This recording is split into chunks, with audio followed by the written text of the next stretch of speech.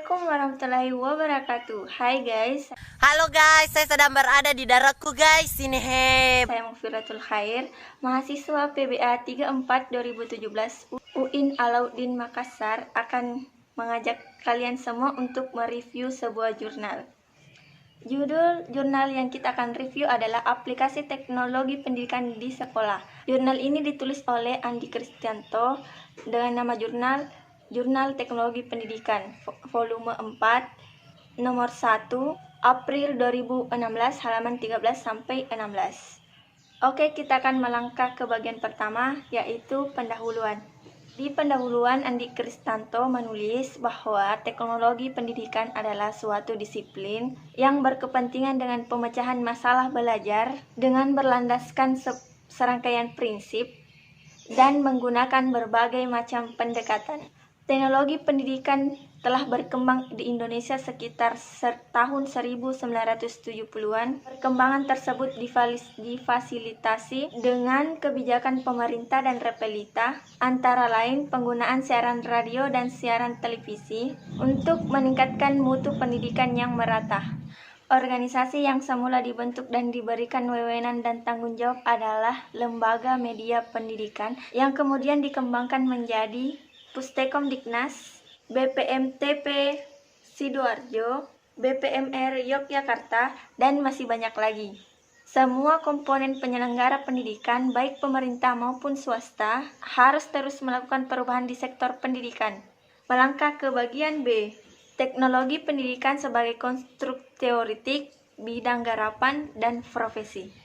Yang pertama, teknologi pendidikan sebagai konstruk teoretik. Istilah teori yang dalam pembicaraan sehari-hari kita sering digunakan sebagai lawan kata praktek, yaitu prinsip umum yang didukung oleh data sebagai penjelas, sekelompok gejala atau suatu pernyataan tentang hubungan perilaku terhadap sejumlah fakta.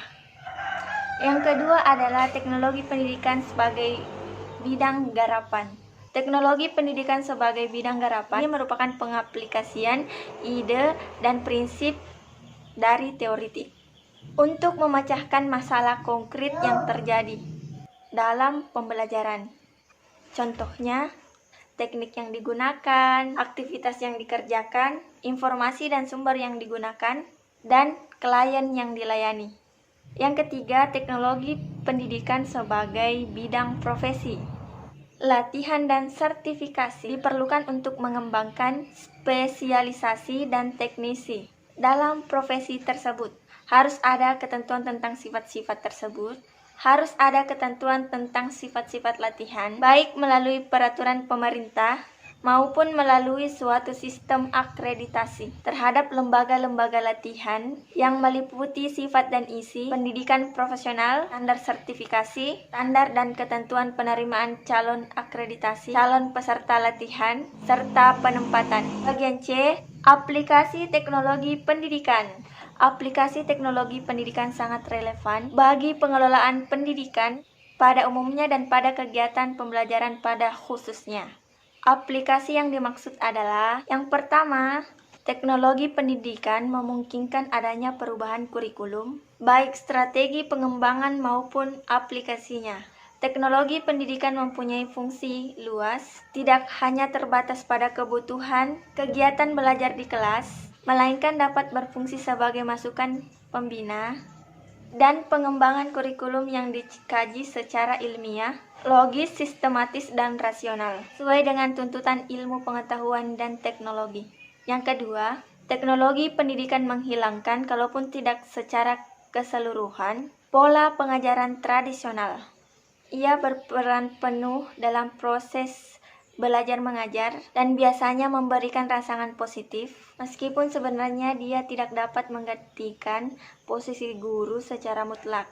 Tiga, teknologi pendidikan membuat pengertian kegiatan-kegiatan belajar menjadi luas, lebih hanya sekedar interaksi guru dan murid di dalam ruangan dan waktu yang sangat terbatas. Teknologi pendidikan dapat dikatakan sebagai sumber belajar dan biasanya memberikan rangsangan positif terhadap proses pembelajaran.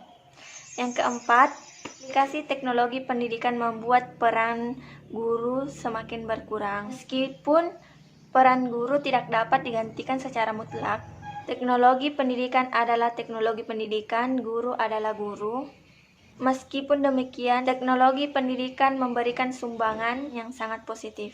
Itulah tadi isi dari jurnal yang kita review.